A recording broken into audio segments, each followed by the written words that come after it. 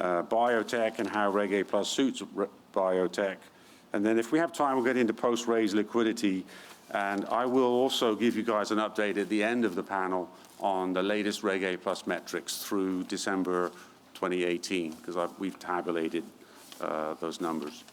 Okay, so I'd like to ask Jerry and Jim if you could speak to what are the most significant lessons which you've learned to date in your Reggae Plus journey. Perhaps you could start, Jerry. You're qualified. Jim's qualified, so he'll go first. It's been a long journey. We did a Reg D that closed in January of 2019. Our filing went in March of 2018. We were not qualified by the SEC for a period of 5 months due to the offering was fine. They didn't understand the technology.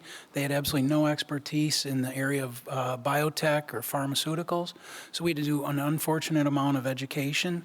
That was, I learned that I think if we were to file again, I would try to include some sort of executive summary, high level, so that they're not looking through 92 pages and getting hung up on things that they don't understand, that weed all the way through. So that was one thing I learned.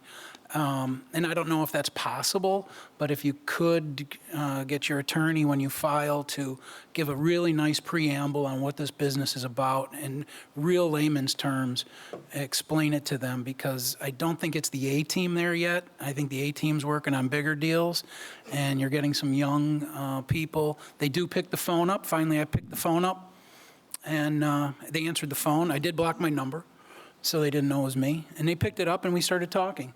And it was after that that it broke loose. But that was, that's just basic business, right? Pick up the phone, figure out what the problem was. So as far as unique to Reggae Plus getting clearance, it was pick up the phone. That's one thing I absolutely learned. And don't assume they know what you're talking about. Even with golf, you might have a person who's never seen a club before, and they don't know when you talk about what they just have no idea. So assumptions, lack thereof. Jerry? The question again. Yeah, so really, what are the biggest lessons you've learned to date in your Reggae Plus journey? Our offerings aren't qualified yet, so we're pretty new to the process. We're circa 8 months into this. I think that, and you and I have talked about this, Rod, I think that I would have personally pushed along concurrent actions. We, for some reason, did things sequentially.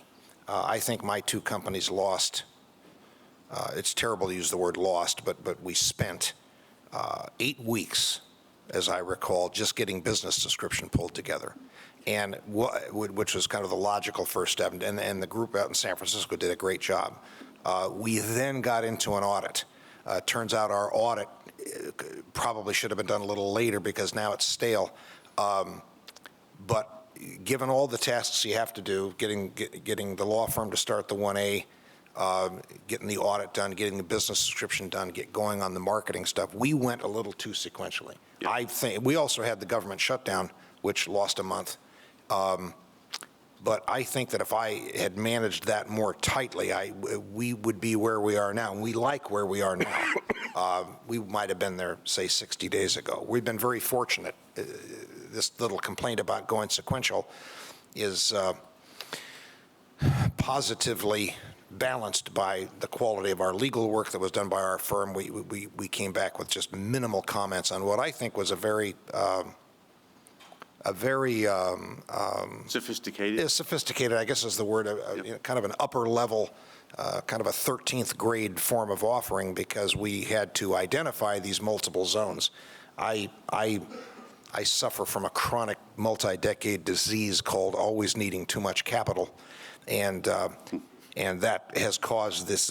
We're doing facilities that cost an average of between 25 and 40 million apiece, and we want to do lots of them. So it's tremendous capital procurement, and that going into this initial 1A had me waking up a couple times a night, and it got very nicely accepted. We were great gratitude to Rod and Sarah Hanks's team for doing that. So, but doing things concurrently. Yep. And which may not be that easy, but it's critical to do. So I think just to add to that, the complexity of what Jerry's undertaken here is he has 8 Reggae Pluses in hand, in process, right? 8. 2 for the home building company, 6 for the golf company.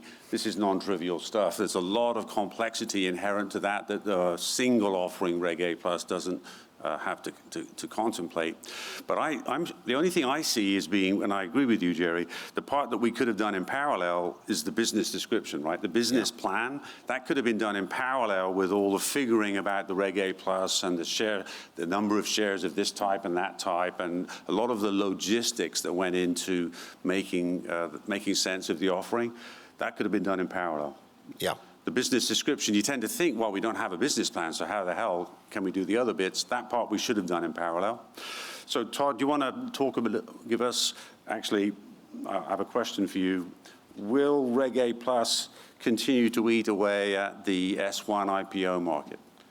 I think it will. I think you're sort of at I don't know what level of maturity you're at, but you're beginning to see there's more infrastructure in general rising, ranging from what you do to what OTC Markets is doing, to what the law firms are doing, but there's still a big gap. I do a lot of work for smaller NASDAQ listed companies, and if you're on NASDAQ, you'll see numbers bandied about that it costs $7 million a year to maintain your NASDAQ listing between legal costs and accounting costs and having the right internal controls and I don't think it's that high. Right. Because I have clients who stay on NASDAQ who clearly don't spend that much, but it clearly is a non-trivial amount. And there's all sorts of things you have to deal with when you're on NASDAQ or NYSE that you don't have to deal with when you're on an alternative market, you're on an ATS, you're on no market at all. You're subject to the proxy rules. You have, not to mention the other Exchange Act bits. And what I'm hoping for is that gap, which is a pretty big gap, and in terms of what you have to do, reduces in some ways, which maybe some elements of the Reggae Plus market might not want to hear that, because the last thing they want is more paperwork. But on some level, I think it needs, and this goes to the idea somebody mentioned in an earlier panel, regulation crowdfunding, regulation A+, and now you're a public company on NASDAQ, the SEC views this as continuous, or is starting to view it that way. There's a large gap, I think, between A+ and being on an exchange typically, right, and being a reporting company typically. And that's why a lot of the frustration about marketing, the liquidity isn't where people necessarily want to be. And what I'm hoping is over time, the SEC looks at this and says, wait a second, I mean, on the Exchange Act, the fact that the reporting requirements, if you're a $50 million market cap company and you're ExxonMobil, are essentially the same. Yeah, I mean, I know the small reporting company and, blah, blah, blah, but in reality, they're very, very similar. Do you really need that? Right. And there should be some level somewhere, which I think where Reggae Plus over time is going to move to. I know this proposal late in the fall in Congress to raise the A+ annual limit to $75 million. It didn't get through, but it was something people clearly were talking about. And the SEC, I think, was in favor of that. And that's, again, moving, I think, in the direction of this is going to become, I think, a larger market with larger amounts of money involved. And at some point will look, more closer to the more established markets, I would say, Yep, but hopefully easier and cheaper to deal with. Yeah, good. Thank you. So question for you. Well, let's go this way, starting with Jerry next, just to keep the logical flow, and for no good reason that I just said that. I don't want to cancel what I just said. What attracted you to using Reggae Plus as a growth capital mechanism, Jerry? To do our home building business, we might have continued to do a Reg D platform. I cut my teeth in Reg D.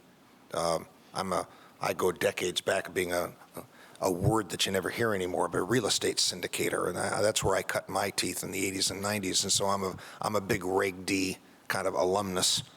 My home building business might have lasted there, but the golf company we're doing has just a phenomenal capital consumption. At its peak, at my peak target for what I want this company to do, say starting in the year 2021, we would be consuming easily $500 million a year of capital in mortgage and equity. Hopefully, if the company is successful, won't need any equity. It'll all be mortgage debt. So we have a tremendous capital consumption. In looking at that, I am knowledgeable enough to know what comes out of the PE and the VC world, and I have a group of co-founders, and we were very dedicated to retaining good control and management. We didn't want to bring in traditional venture capital, traditional private equity, and then just end up with jobs, which is what we thought would happen. I hope there's not insulting any VC or PE people here today. I hope I'm not. But 4 of us co-founders, this whole exercise will end with the 4 of us and a couple of our major shareholders having dominant ownership at the parent level. So in a nutshell, and that's my need. In a nutshell, what I quickly became a student of was a nice combination of retained control and minimal dilution. Yeah. I think there's a bloodbath we all walk through. As Jim was saying earlier today, get ready for some hand-to-hand combat, because this money doesn't just fall off of trees. But at the end of the dance, we're going to have good control, yep, and minimal dilution. And I think that's worthy of the effort. So, Jim, could you address that question? What attracted you to Reggae Plus, and perhaps particularly from the biotech perspective? Because in the audience here and online, maybe biotech companies would be pleased to hear from you. Yeah, so to steal from Jerry, I'm VC adverse and have been since 1989. I took VC money once, and I paid it back in 6 months with interest, and they couldn't calculate the interest properly. So that's why I've lived in the Reg D world. I've lived in country clubs dealing with $30,000 millionaires who can't spend the money they tell me they're going to buy the stock with. And 25 years of that, and I saw the Jobs Act came out, and I thought, now's the time we can get value for our story. We can actually get the credit we deserve from the people who want to buy our product. Dealing with physician investors and wealthy people, they really don't want to fill out the accredited investor forms. They have to scan it and send it back. When I saw this was online, I thought, okay, no one's going to wake up and just say, let's go buy a risky stock today. I'm going to go sit at Schwab and see what I can buy. But when I read your platform, learned about Jillian Sidoti and crowdfunding lawyers, and saw that this is a turnkey process, and I can still call on those $30,000 millionaires, they can buy in the privacy of their home. They don't have to sit to my face and tell me they're going to put $250,000 in and then put 25 in. So I can stoke up a different kind of relationship with them. And today, with 5,000 emails in our possession, we correspond with them regularly. We control it. We have all the disclaimers. Everything's there, and all of our materials are online. They can sit at home in their underwear, read my story. They don't have to eat my food. I don't have to buy them the food. But as I still do the hand-to-hand combat, I still call them up. They still want that touch. No one wants to buy a stock from in an illiquid company without knowing who's behind it. So that's what attracted me. Biotech specifically, we're milestone-driven, and we don't consume cash. We know how to appropriate our cash. So our timelines are right on the website. We're going to do this in quarter 1, quarter 2, quarter 3, quarter 4. This is what we're going to do in 2020. We hit them. We then pause our offering, and we take our milestone bump. So we earn our quarter, and we have a new price. And A new share price. a new share price, Yep. yeah.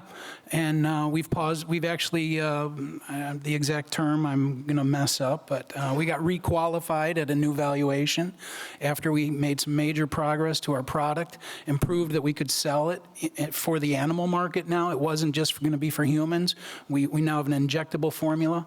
And so we baked that into the valuation. We went back to the SEC, explained why we have to go up, because we could have got bought with the money in the glove compartment, essentially.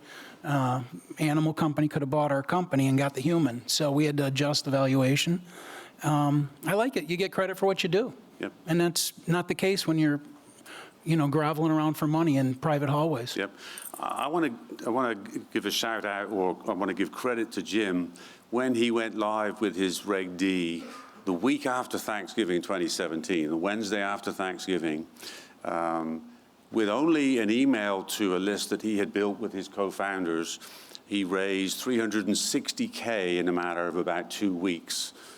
Then there was a little bit of delay to process. You've insulted me, Rod. It was more than that. Yeah. Well, you got 500. You got to 500K. I'm kidding. Yeah, but the point is that at that time of year, without actually advertising, but just doing an email campaign to medical professionals, that you created a very good list for almost no cost, remarkably low cost. You raised $500,000 in that Reg D. Yeah, and I've failed so many times with broker-dealers who are going to do a private for me, and we give them the $25,000 retainer, and then we agree to 10, 10, and 3. We all know what that is, right? 10% commission, 10% warrant coverage, 3% unaccounted expenses, and you don't raise any money. Mm-hmm.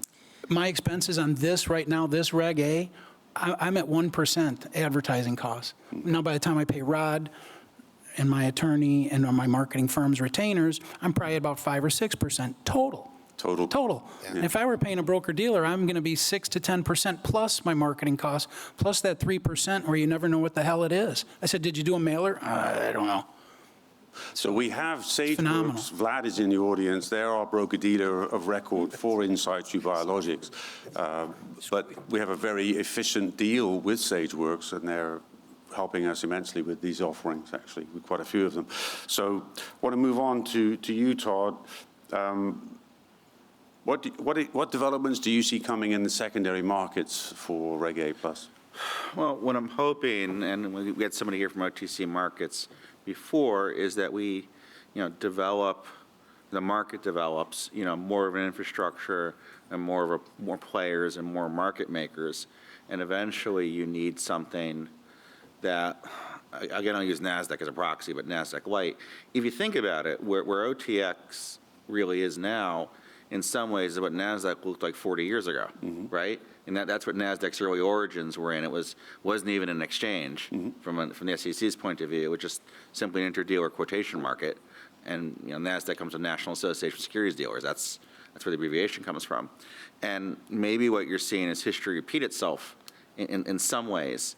Is you're having a market, I think, coming more together now. And I think, there's a variety of things in OTC from a variety of sources, but now you have Reggae Plus feeding into it, which it really historically hadn't had quite the same way. Bona fide IPOs typically, go into NASDAQ or NYSE, and things that are on the pink sheets or the other bits of OTC, some of them were foreign companies, like she mentioned Roche, for example, or some of them were other things that had fallen off of NASDAQ or the like, but they weren't generally new, $50 million capital raises. Right. Didn't suddenly appear on OTC markets 10 years ago. Right. And I think that's going to change. Over time, it's going to build up and change things, along with people forming various ATSs, alternative trading systems, Right. which I know, for example, in the I'll call it the blockchain, token space, that's been a very hot area, in the last 6 months or so, where a number of people, like 10 Plum and the like, have now gotten, licensed ATSs that can do tokens. Yep. And we'll see how far that gets along, but it's taken a while for the infrastructure and the players and participants to figure out what's going to work. Right. and get stuff moving, but I think it's going to continue to move in that direction. Yeah, go ahead. So I have a question, similar to the AIM in London, Yeah. where you can move up and stage your companies, which is a wonderful place for biotech companies to start. Right. So you can go from 0 to 10 million, 10 to 25, and then you have to have an audit. Right? Yeah. Do you see that happening where we're going to have a venture exchange? I don't know if, there's nobody officially, the SEC is not going to say go and do this, but I can see, there's market pressure because there's a pretty big gap, right, between, NASDAQ and NYSE or the other, major markets on the one hand and everything else. And there is definitely room for something else. And I think, when the SEC and Congress put together things like Reggae Plus, it's contemplating something in between. Yeah. Right? You bet. And so the question is, what form will that take? Right. And how? And one of the struggles that people had with the ATS is there's the way those rules were built. They weren't really built for the sorts of markets that people want now. There's various technical requirements internally about how they work. And the SEC either has to use its rulemaking ability to increase flexibility, or maybe statutorily, Congress has to do something. But if I was, a congressional staff member in this area, I'd be saying, well, why don't we make Reggae Plus, 100 million or whatever as the limit, and why don't we see what we can do to free up some rules, make things easier? And it's a related issue, or a related example. This is the SEC increased about a year ago the cutoff for small reporting companies from 750 million to, I believe it's 250 million. Which was a sizable chunk. 75 to 250? Yeah, it was a sizable change if you think about it. Yeah. And admittedly, being a small reporting company doesn't buy you that much, simplify your disclosure and your reporting requirements that much if you're an SEC reporting company. It does a little bit. Yeah. But you think about it, they're now allowing $200 million market cap companies to be a little lighter on their registration. Yeah. So why can't they do it for a $50 million company, make it lighter yet? Yeah, you bet. Something I want to note that I see happening is that with the advent of ATS, alternative trading systems, okay, their objective is to do crypto blockchain trading. It seems as though the SEC is slowing that process. But the potential upside is that some of these exchanges are excited to trade Reggae Plus shares post-offering. And that's true offshore as well. There are a number of relatively liquid exchanges that are crypto exchanges that are approaching us on a regular basis, approaching Manhattan Street Capital, that is, where they want to list our Reggae Plus offerings after they've completed in order to have, essentially to leverage their liquidity, make business money, to make money, right? That's what they want to do it for. But for Reggae Plus companies to list on those non-US based exchanges is a viable thing and expand their reach to investors outside of the US, which is a beneficial thing over time, as well as for the ATSs in the US. OTC has an ATS.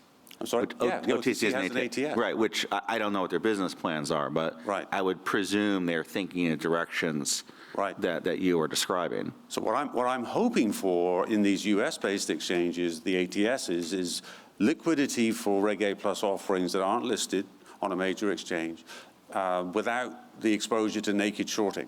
And I think that just having a buyer and seller trading shares because they want to, because they're liquid as far as the SEC is concerned, will be very beneficial over time. Okay, going on to the next question. I've already asked some very open-ended questions, but what have been the unpleasant or pleasant surprises that have impacted you, Jerry, and then on to you, Jim, in Reggae Plus to date? You mentioned learning. I'll leave it open to you. What have been the pleasant surprises, Jerry? Oh, the pleasant, just many. Or unpleasant, you Many. choose. It's all been pleasant. Choose. It's all been pleasant. I came into this thinking that federal securities law, I was paying attention to the supremacy clause of the U.S. Constitution, thinking that, the SEC ruled all. I got my lunch served to me there because I wasn't paying enough attention to the state jurisdictions, including Florida. I'm in a terrible state. Not personally, I live in a terrible state. Or maybe both. But I live in a terrible state relative to that has some very interesting wording, including issuing securities from, and not selling securities to residents in, and that really caught us kind of naked in Central Park, as it were. And so we had to get rumbling around that pretty fast. We met Vlad in the process, and then it's all coming out fine now. But that'll end up costing us probably a month or something. But that was a rude awakening. So if you're talking about what to be aware of, going into Reggae, pay with your legal counsel, get up to par real quick on state regulations, because the federal government it isn't necessarily supreme in its jurisdiction over this. That's what I've learned. Let me complement what Jerry just said. It turns out that as a practical matter for companies that are based in Florida, to do Reggae, that conduct a Reggae Plus offering without a broker-dealer, because you don't have to have a broker-dealer. There are the problem states, which Florida is one, where you need, if you want to raise money from their residents, you need to file and get a blue sky exemption from the state to go cap in hand. And some of the states are merit states, so in California, actually California is not relevant because they're not a problem state. But setting that aside, if you are conducting a Reggae Plus from Florida and you don't have a broker-dealer on the deal, then you have to get approved by the state of Florida to conduct your Reggae Plus to raise money from any other U.S. state, not just Florida residents, but to make that sale issuance from a Florida-based company. They're flaunting the SEC regulations, but so what, right? Any particular issuer doesn't get to challenge or change what Florida state policies are. The further challenge is that the department in the state of Florida that does these securities filings and handles them is understaffed, and they have a hiring freeze currently, right? So we're dealing with a rather impractical kind of a logjam there, which Jerry referenced, where we didn't really have a choice. We needed a broker-dealer for sure on this offering because of being a Florida-based company. So that's something to do. But we love our new broker-dealer. Yes. Jim, the same question for you, which is, pleasant or unpleasant surprises? Yeah, the pleasant surprise has been the phone calls from prospective investors who, and how they hear about it and what they think about it. Our product is a non-opioid alternative to post-surgical pain. So it resonates deeply with a lot of people who are addicts or have a relative, a son, or work in the healthcare continuum. And these phone calls, some of them have been pretty, and you've seen some of the emails we've got. Yeah, very rewarding. That's been a real surprise is these are well-heeled people. They want to make an investment. They want to know a little more, but they want to talk to somebody in the company. Yep. And so that's been cool. And also, I think my favorite phone call ever was a lady who does the laundry, which if you guys know anything about the hospital, that's in the basement. That's where the water comes in and the water goes out. And Marcia is her name, and she works in the basement at Temple Hospital. And she overheard 2 emergency room doctors talking about our product. And she called me up from the bus and said, I don't really get to invest in this, do I? I said, well, you can't. How much money do you have to your name? She said, $6,900. I said, you can buy up to $690. That's the max. And she did it. Yeah. And now Marcia has me on speed dial. Fantastic. And she calls me from the bus to ask how her company's going. Yeah. And my wife, Super. Danielle, knows the story. Super. And I take her call.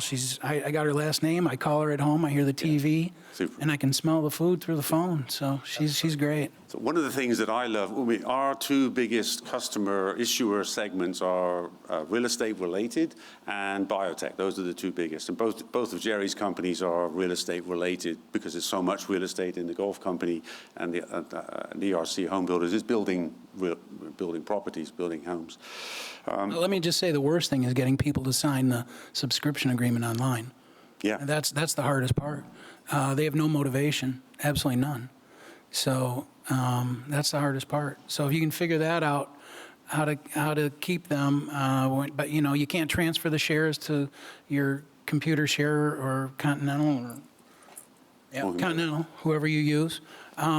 They can't go there, and that's they know they own it. The check is cashed, but that's tough. And actually, that relates to. I'm going to digress for a moment back to what you're saying there.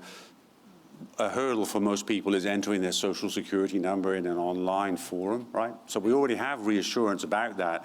We just last week released an update to the software where the investors enter that information to provide more reassurance. So as you're typing in your social security number, you don't see the numbers displayed, right? Yeah, so, I mean, we've had a person who've made 3 investments, 2 through their SEP and through Equity Trust Company, and then 1 was direct. Well, they'd never seen the direct, and they're emailing and texting me and Rod last week. I said, John, you've been doing this, but it's been through Equity Trust. He didn't trust the website, et cetera. So these are little things, though, that people do every day when they buy on E-Trade or Schwab or Fidelity. But when it comes to Reg A, because it's not on Merrill Lynch's platform and their broker won't handle it and they have to do this and that. So providing that reassurance. Yeah, there's we're talking about doing some webinars to legitimize what we do, as in addition to just providing our product information. People have to get very comfortable with the fact that this is real. So one of the primary reasons biotech is a suitable, maybe flip that. One of the reasons that biotech companies can succeed so nicely with Reggae Plus is that the primary investment momentum where we can cost-effectively reach investors is Main Street investors who care enough about what the company does that they want in as a fantastic, compelling investment or because they believe in what's being done. So a company called Transcode Therapeutics that we've been helping, they raised $500,000 from one investor in Reg D who had, because their treatment, which is early stage, but it's they detect metastatic cancer, the process of the metastasis of cancer, and they intercept and prevent it, right? But they're obviously early stage in their FDA process. Our average investment's $11,000. There you go. For IRA investments, it's 50. Wow. 50. I say 32, Reggae.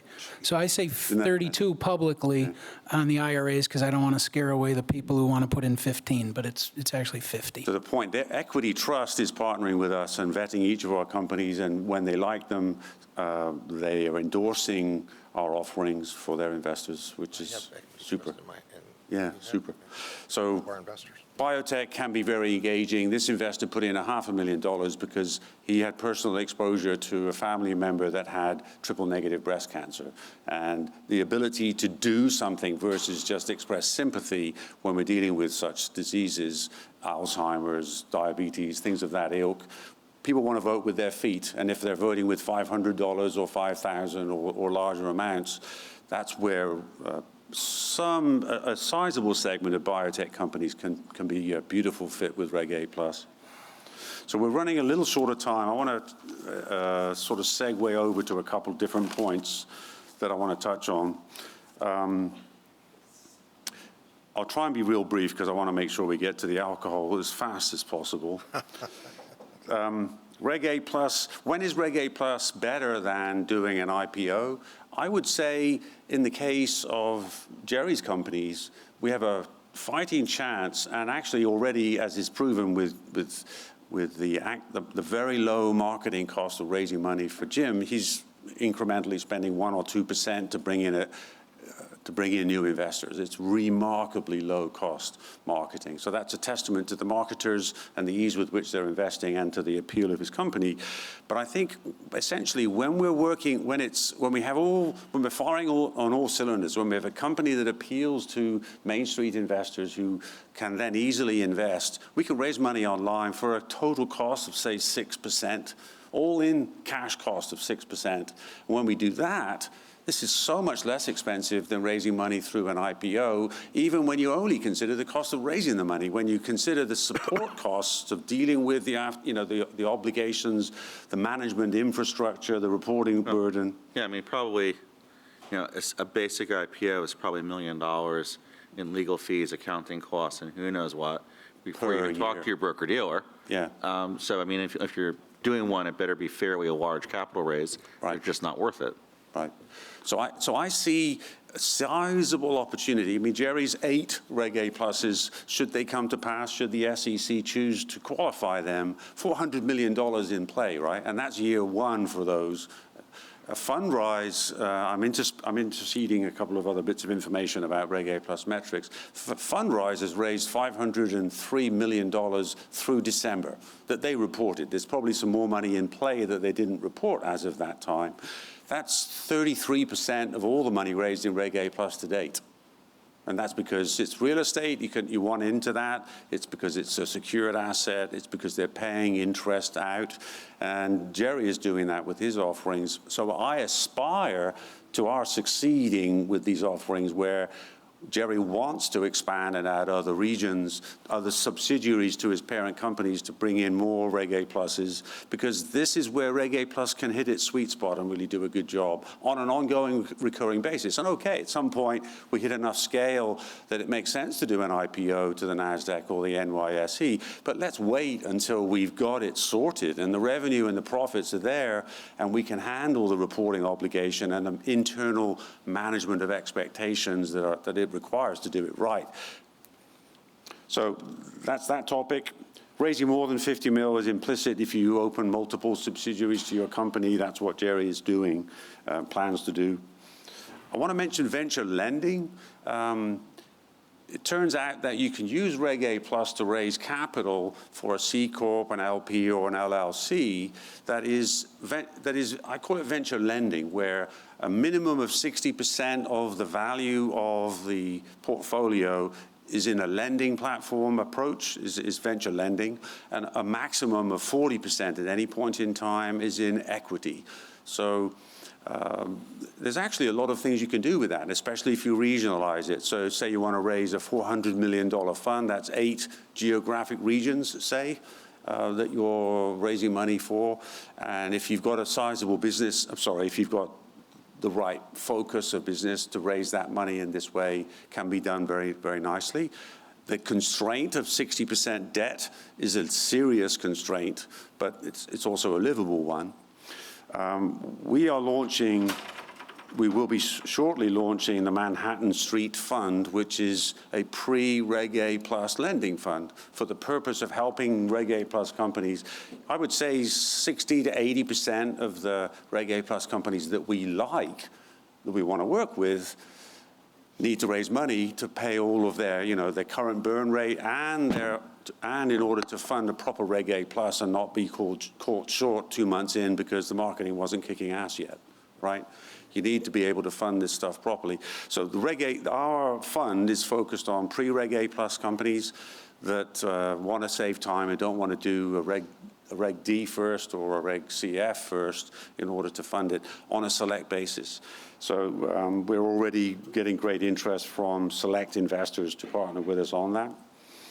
I'm going to get into now, oh boy, so much to say, so little time. I want to hit on some key Reggae Plus metrics, if that's okay. I feel bad because I've got a full panel of great speakers here, and here I'm talking. What's different? What's new? Yes, Jim. Yeah. So key metrics on Reggae Plus. We gather this data by pouring through the EDGAR filings, the 1Ks and the 1SA filings. So the deadline is April 30th of this year for the 2018 year end.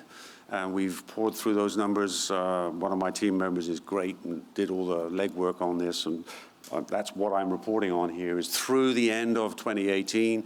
In Tier 1 Reggae Plus deals, they are required to report how much money they raised, not so in Tier 2.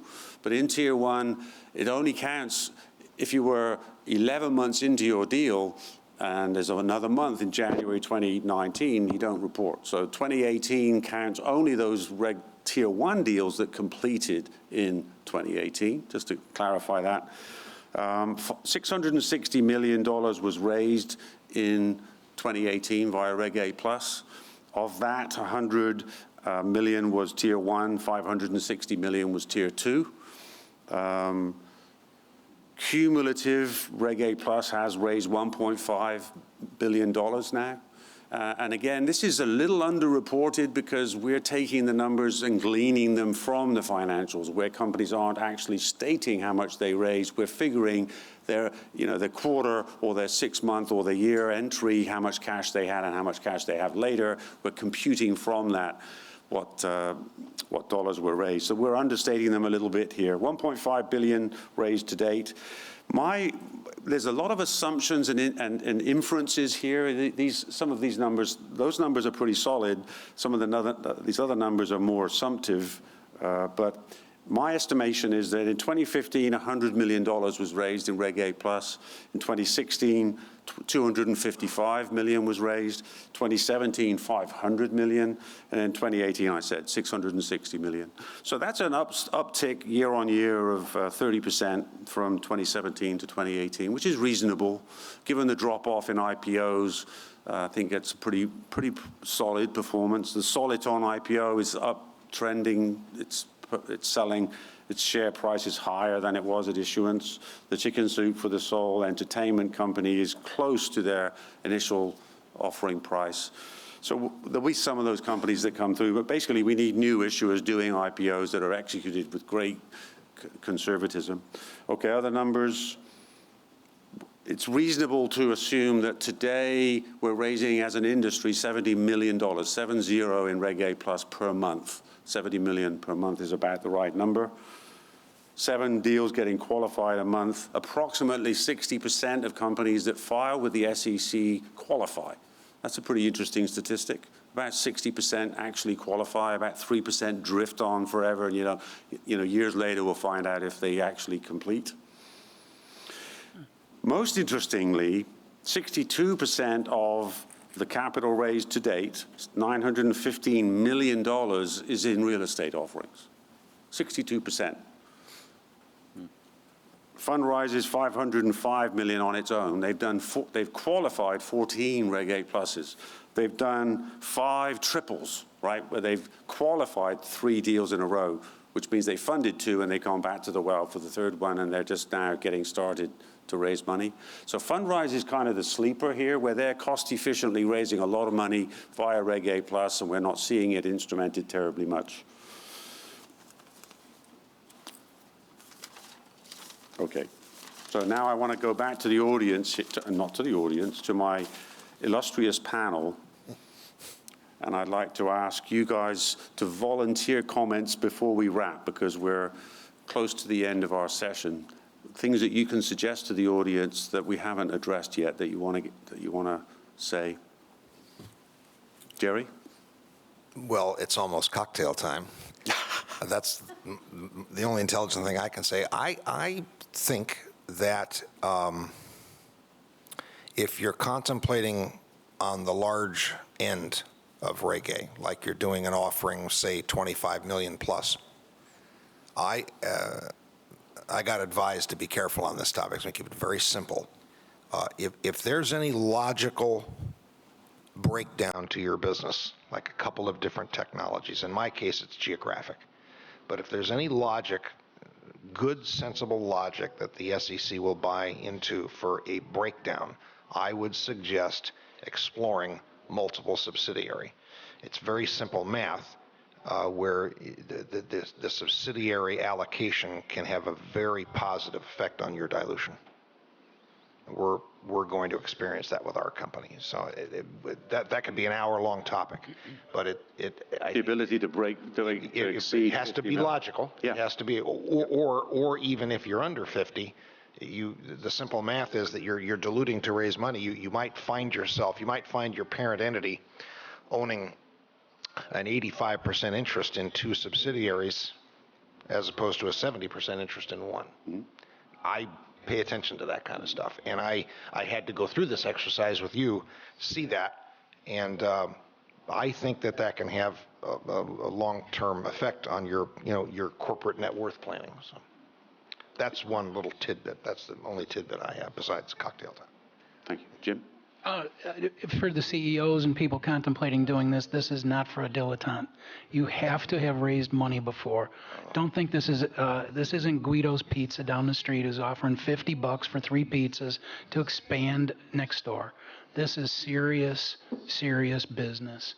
And once you open it up and take someone's dollar and take that out of escrow, game on. You gotta finish this. And I talk with people who think they're just going to go do this. They have no clue. It's not for the faint of heart. No, this is you're raising money. And you better know why you're doing it. No one asked me that, and I'll tell you when we're having a drink. So it's a journey. Todd? I think a variation on your theme. Be careful. Don't copy stuff off a serial box. Find advisors who you can trust, who know what they're doing. Make sure that you have an accountant and a legal advisor and everybody else that you need up and down the board, especially the larger your proposed offering. The idea that you're going to raise, $25 million out of your basement on your own is probably not going to happen. Right. Yeah.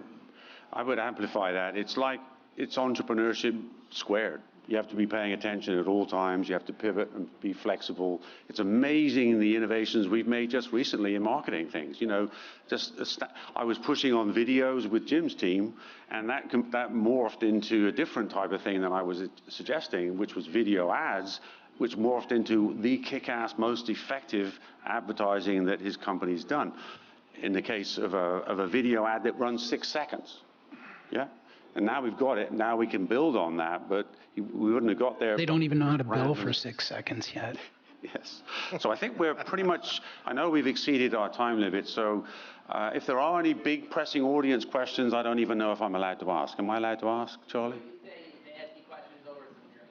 Yeah, okay. So thank you very much for sticking with us at the end of the day. Great stuff. Thank you to my panelists. Thanks. Nice meeting you.